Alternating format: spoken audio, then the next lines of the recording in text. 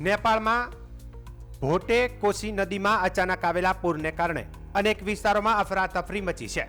Nepal tourism બોર્ડની પ્રાથમિક માહિતી મુજબ 384 પ્રવાસીઓ ગુમ છે, જેમાં 291 વિદેશી અને 93 સ્થાનિક નેપાળી નાગરિકોનો સમાવેશ થાય છે.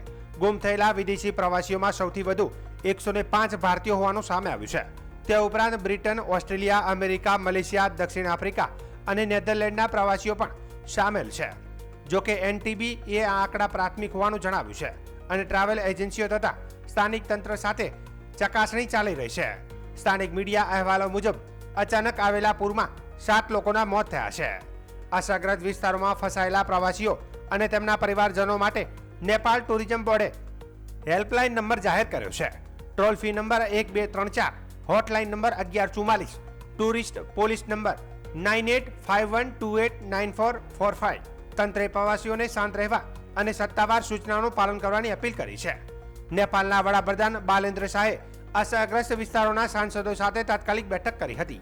રાસુઆ, નુવાકોટ, ધાડિંગ, ગોરખા અને ચિતવન સહિતના વિસ્તારોમાં બચાવ અને રાહત કામગીરીની સ્થિતિની સમીક્ષા કરવામાં આવી રહી છે.